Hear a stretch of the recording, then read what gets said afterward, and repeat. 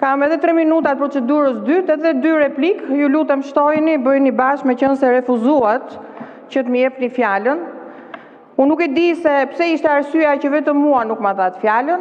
Shpresoj shumë që mos keni marrë urdhër nga ato bandat kriminale me cilat ke bashkëpunuar, që ke dorëzuar zgjedhjet e fundit Blendi Gorxhës, dhe si duket vazhdojnë të komandojnë që atje ku janë për dhënien apo mosdhënien e fjalës. Ta dish që ja ka deleguar, por kam përshtypjen që ja ka marrë për fare, dhe do ta ketë pak vështirë. Të dy do ta kenë, në fakt. Po e nis nga procedura, sepse procedura ka prioritet dhe ajo që unë doja të thoja, lidhet edhe me fjalën që tha zoti Balla, dhe ju referua mikut të tij, austriak, për cilin unë personalisht kam shumë respekt, dhe ndaj do taftoja që të mos ta dëgjonte neve, të hapi të lexoj raportin që ky ka propozuar. Dhe të gjitha mendimet kanë qenë, nëse nuk gaboj, 175 mendime, s'ka pasur në një raport kaq shumë. Dhe të gjitha, pothuajse të gjitha, janë me konsensus. Lexoje. Turp është që të shkosh tani në sallat e Brukselit dhe të flitet për zgjedhjet që janë dhunuar. Ky është turp.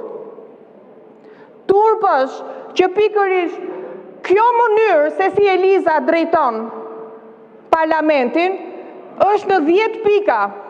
Në 10 pika të raportit. Nuk drejtohet kështu.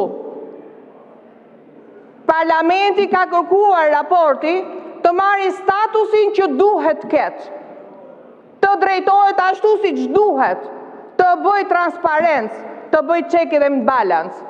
Në 10 pika e ke parlamentin, me lexoje Elisa, para se të drejtosh në mënyrë arrogante duke shkelur çdo nen të rregullores. Po qa, po mendon që s'po ma jep fjalën për procedurë dhe do ma mbyllësh fjalën, do ma mbyllësh gojën, do ma heq drejtën e fjalës. Se unë prap nuk do mund them ato që kam për thënë, do t'i them. E di kush është turp, zoti Balla. Turp është që Shqipëria tani përmendet si narkoshteti vetëm në Europë, fali Edi Ramës, i cili edhe 1 javë, 2 javë para zgjedhjeve, dha 138 licenca kanabisi, jo për 200 hektarë si që kishte ligji, po për 29.000. Pa është kjo drogë për vota. Kjo është turp. Turp është kur ministrat,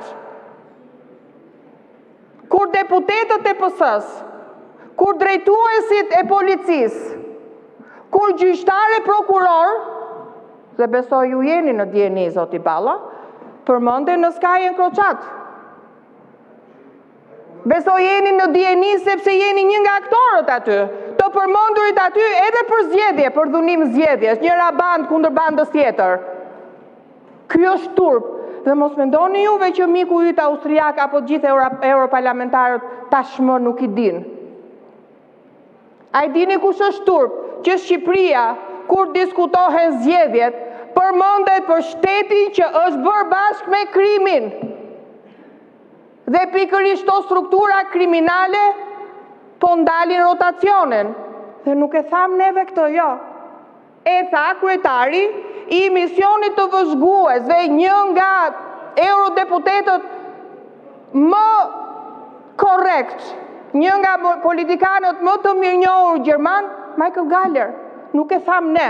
E kishte parë, e kishte lexuar, kishte informacion për te nesh. E tha në Parlamentin Evropian, në AFET, e tha edhe në Asamblen Parlamentare të PPS, ku antar janë vende, ku janë 14 kryeministra.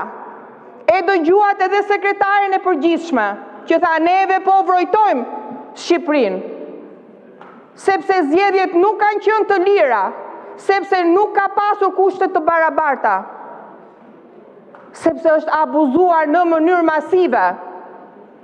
Dhe përsëri zoti Gallagher përmendi strukturat kriminale. Pra ç'a mendoni ju? Ky është turpi i Shqipërisë, ju jeni turpi i Shqipërisë. Ti Elisa je turpi.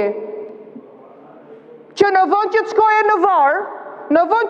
në varë, dhe ti thoi atyre bandave që t'iknit, dhe të kërkoje ndjes për dhunimin që ju bë çdo votuesi që futej për të votuar, për kërcënimin që mu bë mua dhe familjarëve të mi, shkove atje me bandat.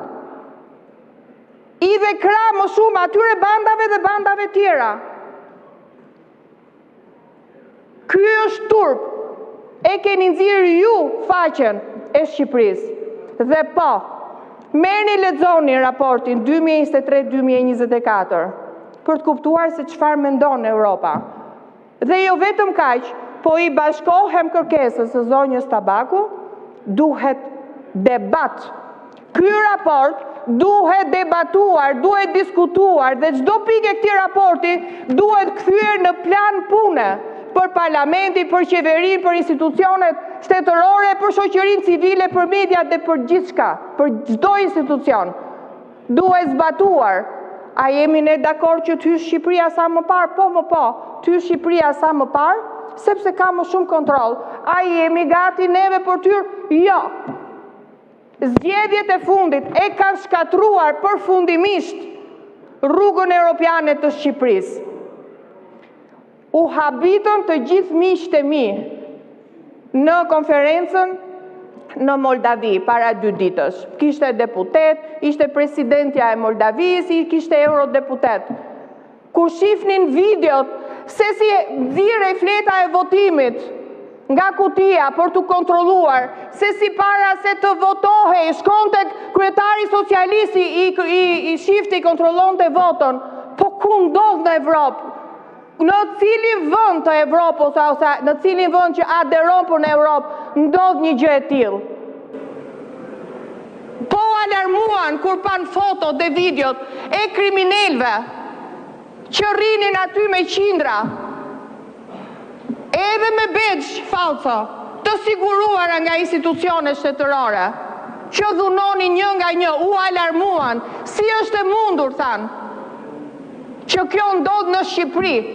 Si është e mundur, që Komisioni Evropian nuk ka folur më shumë për këto zgjedhje? Ndaj kërkojmë debat. Ky raport i ka të tëra, raporti 2023-2024 i ka të tëra. Fillon me parlamentin. Çfarë kërkon? Të paralajmëron Elisa, qëndrim kundër çdo vendimi që mund të dëmtojë sistemin e kontrollit dhe balancës. Këtë keni bërë gjithë të vite. Keni dashur të shkatroni sistemin e kontrollit. E keni shkatruar në fakt sistemin e kontrollit dhe balancës. Por jo, nuk do ndodh më. E ke në fjalinë e parë. Çfarë kërkon tjetër? Dhe po ashtu të vazhdon nënvizon detyrimin e Kuvendit të Shqipërisë për të respektuar vendimet e gjykatës kushtetuese pa vonesa. Po çfarë bën që nuk i plotson? Po ju duhej. Ju duhej deputetja, i duhej Edi Ramës të mbronte një deputete dhe nuk e zbaton vendimin e kushtetutës, e mbrojti i dha vota që të hynte në kuvend për ta mbrojtur. Po pse kështu hym neve në Evropë? Duke shkelur çdo parim, çdo standard?